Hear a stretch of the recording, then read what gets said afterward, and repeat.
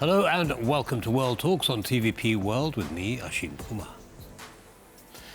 Poland's all-time top scorer, Robert Lewandowski, has announced that he will no longer play for the national team after being stripped of the captaincy by coach Michał Probierz. The 36-year-old Barcelona striker, who has served as captain since 2014, posted on social media, "I will not play in the national team as long as Probierz is the national team coach."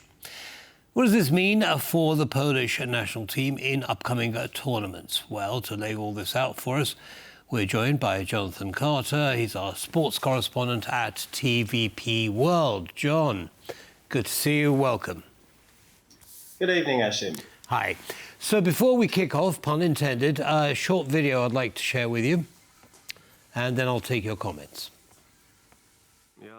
I am fully aware that the decision I made regarding an exceptional player was a difficult one. However, the nature of football often requires us to take a broader view and prioritize what's best for the team as a whole. Now, in light of our current objectives and the direction we're taking, I firmly believe this was the right course of action.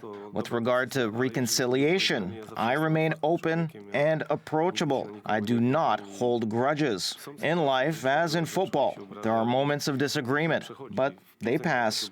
There's no place for resentment in this sport. I view the situation as part of the natural progression of events. In football, as we know, anything is possible. Right, so that was the national team coach saying, well, you know, nothing to see here really. I was just rearranging the team for the benefit of the team. Do you believe him? Well, yes and no, because I think the only people who are really privy to exactly what's gone on are Lewandowski and Probierz themselves. I suspect the other squad members probably have a good idea of exactly how this panned out and the context of it, because, of course, there was this phone call between Lewandowski and Probierz on Sunday evening, and you have kind of two versions of those events. One is obviously a little bit more favourable to the coach and how he approached it, and the other is, of course, a little bit more favourable to the player. I mean, I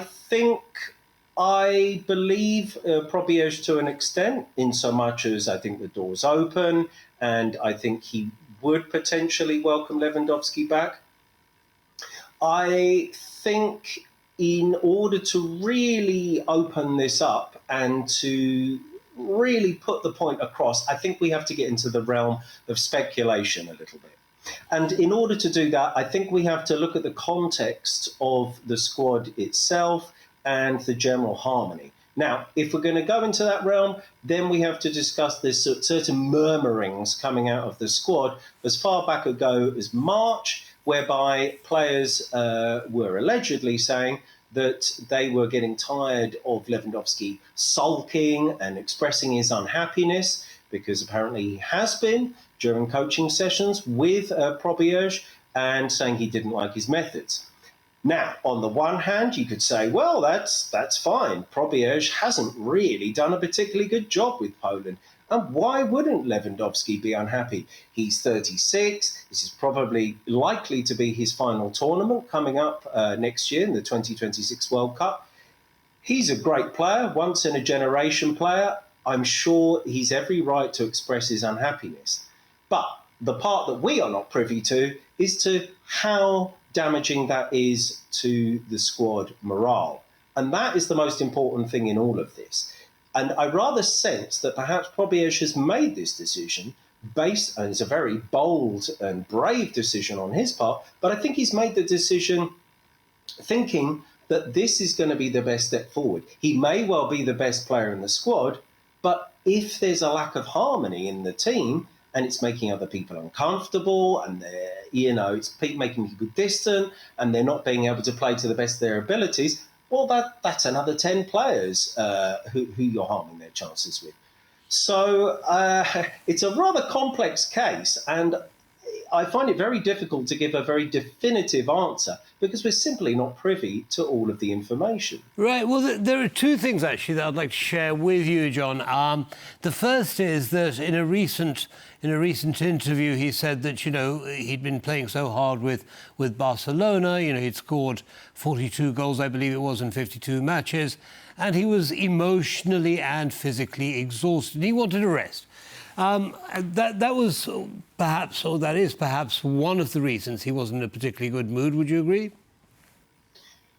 You mean, Probierz wasn't happy with Lewandowski's withdrawal. Yeah, I mean, that is quite possible. And again, I don't want to sort of sit on the fence with this, but it is quite nuanced. So Lewandowski has a very good point in which he says, I've played 52 matches this season at the very highest level. They reached the Champions League semi-finals.